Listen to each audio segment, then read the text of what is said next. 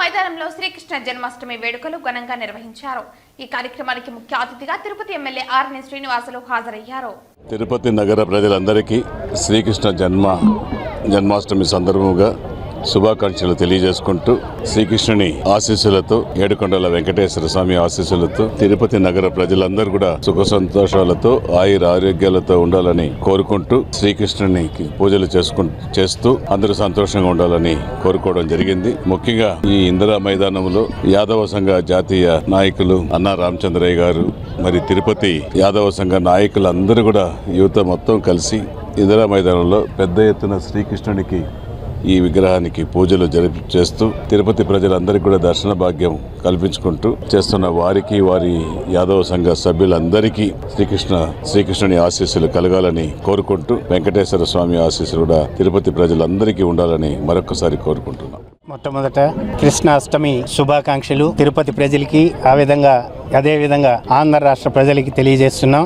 శుభాకాంక్షలు తెలియజేస్తున్నాం. భగవద్గీతని ఈ ప్రపంచానికి అందించినటువంటి మొట్టమొదటి వ్యక్తి శ్రీకృష్ణ భగవానుడు. ఆ తర్వాతే అనేక మత గ్రంథాలు దాని నుంచే వచ్చినాయి.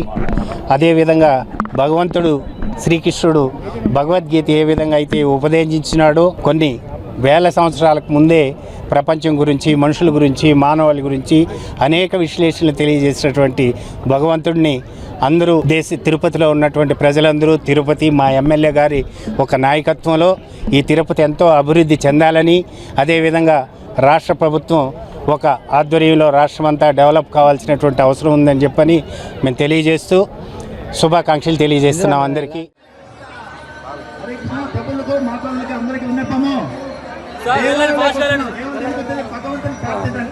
అలాంటప్పుడు సెల్ ఫోన్ పెట్టుకుని సెల్ ఫోన్లో మాట్లాడతాను.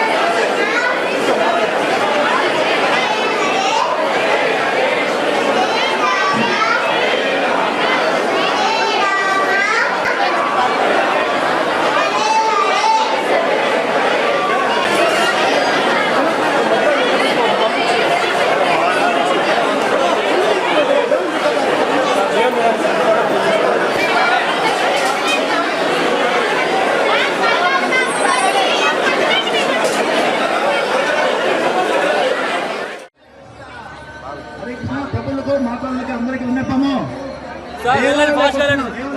భగవంతుని ప్రార్థించండి. అలాంటప్పుడు సెల్ ఫోన్ పెట్టుకుని సెల్ ఫోన్లో మాట్లాడతాను.